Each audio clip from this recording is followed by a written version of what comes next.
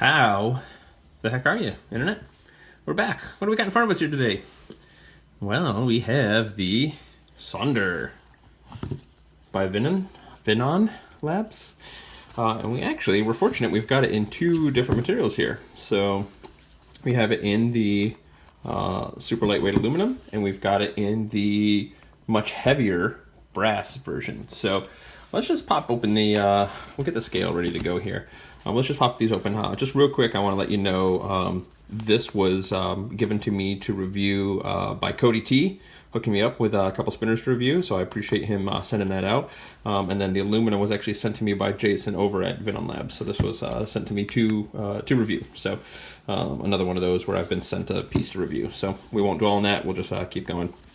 But first things first, before we even jump in here, I really like the design of this box, and for whatever reason, because of the logo looking up this way, it just, for whatever reason, it makes this look like this is taller to me. I know it's a bit of an optical illusion because if I turn it, this part of the box, like the box is the same shape all around as you turn it, but for whatever reason, this just looks taller, for whatever reason. So I think that's kind of fun that shape just kind of plays with your eyes. I don't know if it plays with your eyes like it does with mine, but I think that's kind of neat. So in here, if you've seen us on the review, you've seen this mentioned, has a little, I believe this is a sticker. You rock. Bet you're already enjoying your carefully crafted Sonder. Why not? Get in there, play with it. Jason. Thanks, Jason. And then serial, this is 151. This is from the second batch, material aluminum. August 17th, my brother's birthday. What? Happy birthday, bro. I mean, it's after his birthday now. So I got sent the aluminum. He reached out to me and said, hey, can I send you a Sonder to review? I said, sure. And that makes more content for you guys. So, and it's, you know, I'm fully, for the most part, have been self-funded, so it's nice to be able to get something. So this is the polished aluminum version. Now, I don't know if actually, we'll get the brass out as well, because this is from the second batch. This is from the first batch in brass, Cody's version. So other than that, they're in here the same. I think, oh, I was gonna say, I missed this piece from the aluminum, but I just had it tucked on top of it. Anyway, so they come in there pretty well packaged. So this is like that dense, really kind of dense, felty, or not felty, plasticky kind of foam. So it's really well protected in there. Significant difference in weight, obviously. So I think you can see it a little bit. See this edge right here from the first batch? They've been working on trying to get that a little more rounded, so you can see on the aluminum. Now aluminum's a little easier to round, and this is kind of the polished version. But they were working on that, and then they were working on, I think, some of the machining consistency within the buttons, but the way this is polished versus this is kind of that bead blasted material, it's kind of hard to tell. But in theory, the buttons are a little better on this guy. So yeah, so this is their kind of polished version. I don't think they call it like a mirror finish, and it's definitely not a mirror finish, but it's a polished finish, so it's kind of like brushed and then polished and feels super smooth. So it feels really, really nice. I mean, the buttons feel really nice too. I dig these buttons a lot personally. They offer quite a bit of grip. You don't really feel like it's a kind of a weird triangle shape in there. You just feel grip. You know, maybe if I was blind and could read Braille, I could tell the much difference in the shape, but I just feel a lot of grip in there. So but let's get in kind of close. So it's got a lot of really nice curves. This is obviously designed to be very ergonomic, very fidgetable, with a lot of soft round edges. So not a hot spot to be had anywhere on this, especially in the aluminum. Let's pop under the hood here as well. So it's got an interesting retention method, especially for coming from China here. So we've got dedicated screws, which are really nice threads on here. So I haven't had any issues with these coming loose. They got big threads, so they bite in pretty well. But it's, you know, I think I've heard it mentioned, it's kind of like a mech force sort of retention. Kind of, it reminds you of that sort of triangle kind of positioned in there. So really neat. Obviously, it's going to be a bit of a pain to switch it out if you needed to, but shouldn't be too much of an issue. So that's just kind of the way it is with those press fit glued in style bearings, those dedicated bearings, as it were. But let's weigh them. Enough of the formalities. Let's weigh these guys. Talk about how they spin. So if you guys know me, I'll move it down here just a little bit so you can see the numbers a little better. 40 grams essentially. Let's weigh this one. Ready? Boom. 118. Heavy girl. Like just about 3 times the weight. And then just so that we know we're calibrated, you know, 50. We're pretty close to spot on. So So I do want to talk about the aluminum a little bit. If you've watched my channel, you know I like tungsten. You know I like really heavy materials. I generally prefer brass. Aluminum just feels a little light and cheap. And there is a certain kind of like, hear that? A little click or a little ringing to it, which kind of does kind of add to that kind of cheap feel that you just kind of get with the lightness of aluminum. But that said, this is actually surprisingly fidgetable because of the size of it, and then when you compare it to something like this, we'll talk about that as we get into this guy, but this is actually, once you kind of get that out of your mind and you start playing with this for a little bit, you know, that initial impression is like, this is kind of just a lightweight cheap spinner. And it is, it's only 37 bucks for kind of the design and what's going on in this. I think that's probably a pretty good value for aluminum, but it really fidgets really well. So after, you know, playing with this for 30 seconds, you kind of forget all that other stuff and you can just kind of appreciate the spinner. So pulling with it, really good. It's got the way the curves kind of curve out. For me, my fingers still can catch on there. And because it doesn't weigh a lot, I don't have to worry about my fingers sliding off because there's not enough resistance. The spinner really wants to spin. So, you know what? I didn't realize I haven't fully tested spin times on this. So we're going to test spin times and we're going to drop spin times down below here. All right, guys, I got to cut in here. I didn't plan on this when I was recording the video, but I realized I kind of just had to. So in the video, you'll see me reference pointing at spin time. I'm not actually going to put that in there. I'm actually going to talk about it right now.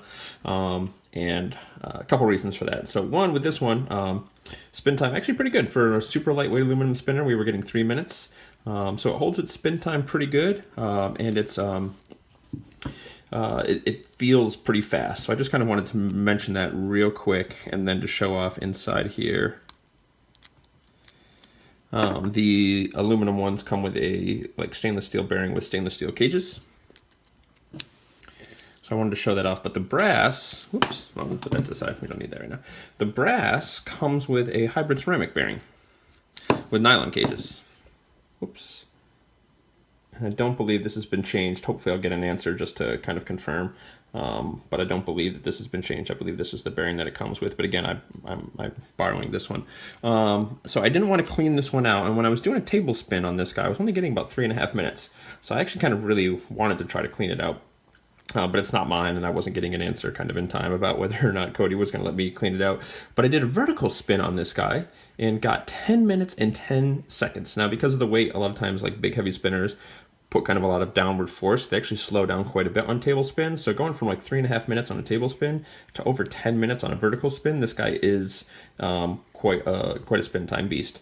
You can it feels like it's not really like dirty or anything like that. I was just surprised seeing that low of a spin time on the table spin. So I spun it a couple times and that's what I got. So, and then something else I don't think I mentioned in the video and I wanted to talk about is, despite being really heavy, with as round as everything is and as soft as everything is, I don't run into any issues with slowing this mass down. So despite being a really heavy guy, it still is super fidgetable. It doesn't really hurt slowing anything down, because there's more mass on the inside. It's not all distributed on the far outside here. You don't actually lose. It doesn't take a lot of strength to really get the speed, right? These flicks, I can get this kind of up to speed pretty easy. So I don't think I mentioned that in my main video either. So hopefully I'm not mentioning that twice. But yeah, I felt I just needed to come in and talk about spin time as opposed to just putting numbers up there, because it feels smooth. The bearing doesn't feel like dirty or grindy or anything like that. And we get tremendous spin times on the vertical. I think cleaning that, it would be even more, because it should, I would expect it to get still more than 3.5 minutes just laying flat. But I know with hybrid ceramics, as they break in, they do need to be cleaned. So what I will do is, if I get permission before this video goes up to clean the bearing, I'll clean it and test it again, and we'll drop that spin time somewhere in here, just so you guys know what the actual table spin time is after a cleaned bearing. So yeah, that's it. On with the show. So they're so really fidgetable with the aluminum. So the one thing I found with this, I've been playing with this a little bit, but this, I don't know if this is actually, it kind of looks like a scratch. And now that I'm looking at it under the camera really close here, it's a little clearer than when I was kind of looking at it by hand. It almost looked like a little seam in the aluminum, but I think that is a scratch. And it did come out of the box with that scratch on it. but everything else was pretty flawless in its finish, and it's probably not something you're going to see on a lot of them. So, and I'm kind of one of those guys, beggars can't be choosers. So, you know, if I had paid for this and seen that kind of scratch there, probably, yeah, might have been a little disappointed. But you know, reach out to the guy. I'm sure they'll take care of you. Heard for the most part pretty good things about him. So, but yeah, I was really impressed how much I like this. I think I've actually I don't let me say that again. I don't think I know I've spent more time actually playing with this than I have with the brass. So we'll get to that here in just a second. So I'm not sure if there's anything else we really want to say in the aluminum. So, but it's sweet. So we'll set that guy down. Let's talk about the brass. Now you pick this up and boom, all of a sudden, yep, we got that weight, we got that brass. It feels nice. Still fidgets really well, especially on pulls. I found like pushing though. It still flicks really well. You're surprised how much this actually kind of catches, but it actually depends on my hands. There's something about this bead blasted finish that doesn't give a lot of texture depending on how clean your hands are. So if you've ever, again, you know, you got those hands just washed and then like super dry and there's just like no grip whatsoever to your finger, this surface is actually pretty slippery. You'd be surprised. Right now it's, you know, I just kind of got done taking a long walk outside. You know, so my fingers have, you know, they just have that little bit of texture, a little bit of grip, and then it's like perfect where I can grab, I can pull, I can flick. It is a pretty heavy spinner, so I find that, you know, when you're doing preloaded flicks and you're really fidgeting hard with it, you kind of get a little bit of fatigue, but that's to be expected with like a 120 gram spinner, right? This guy's a beast. They do make it in stainless steel as well. I don't know what the weight is of the stainless steel, but going between the two of these, it's probably right in the neighborhood of like 95 to 100. I mean, this is a pretty thick, chunky spinner. What do we have to compare it to? So here's a brass stubby. Right, so we got a lot of material here. Let's just weigh the brass stubby just for comparison's sake. So that might be something that a lot of people have just to relate to. 75. And I have I switched out the brass zero feud buttons that were on this with these buttons from the Talisman, which I actually really like on here. But that's neither here nor there. So fidgetability wise, yeah, it's pretty good. It's a heavy one, so you really have to appreciate it. And I think with as much materials here, depending on what you want to fidget with, if you're really looking for a fidgeter, I think I actually have to recommend the aluminum or the stainless steel. Now the aluminum, again, 37, the brass is 67, and then the stainless steel is 82.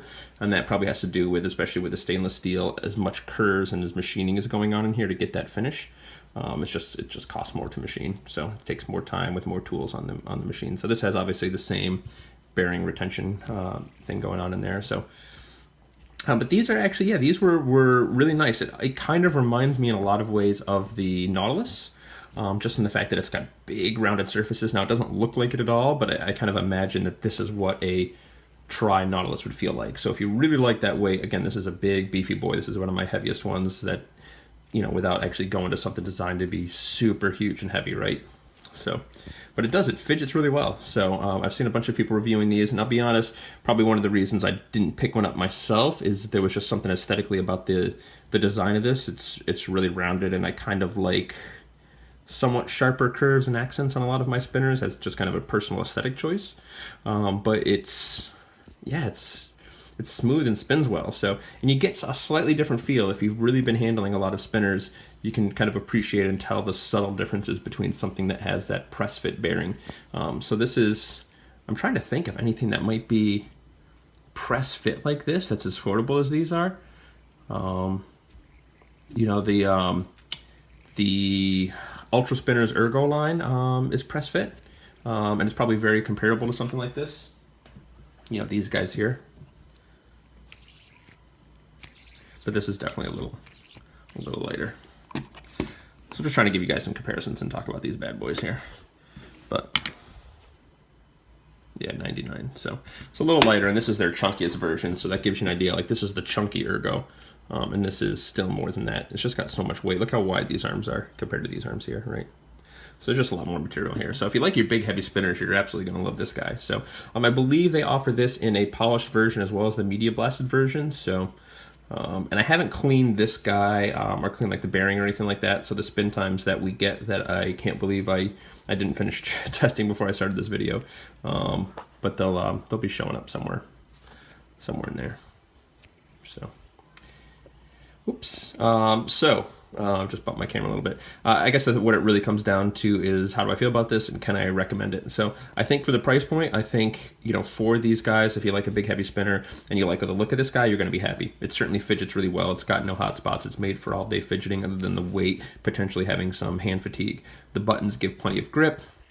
So if you find this aesthetically pleasing, or you like big heavy spinners, there's a good chance you're going to like this. If you kind of like the idea of a big chunky spinner, but you don't want the weight, the stainless steel or the aluminum, and yeah, I don't know what it is. You know, I thought I really liked heavy spinners, but especially the fact that this is $30 cheaper, I think I would go for this all day, every day. Like, you can just jam on this, so it's big and heavy, but it's got a kind of a fun lightness to it. So again, other than that initial feeling, once you get over that, like I picked it up and I was like, yeah, you know, this is all right. You know, I hate to be offered something and then give, you know, a crappy review on it. So I was kind of pleasantly surprised to see that, one, this is the one I actually have reached for more in testing these. You know, but that initial kind of lightness and cheapness goes away after about 20-30 seconds of fidgeting, because it does. It just spins and fidgets really well. So I wouldn't expect a lot from spin time on this guy, but we'll see. We'll see what we get. So yeah, that's the Sonder by Vinon Labs. So I definitely can recommend this if you guys like the look of it. Again, I think the biggest thing with something like this is the aesthetics. If you don't like the aesthetics, you might not reach for it, might not be happy with it. But even with, you know, I don't want to make it sound like I force myself to use this. I do that with any spinner I get. I make sure I use it at least for a good solid 24 hours. That's where I'm spinning it for, you know, probably over the course of that day, you know, 1 to 2 hours at least of, in theory, like consistent fidget time. But I actually did. I really liked reaching for this one. This is one that, you know, I wasn't kind of like, oh, I gotta spin this and, you know, so I can do a review on it.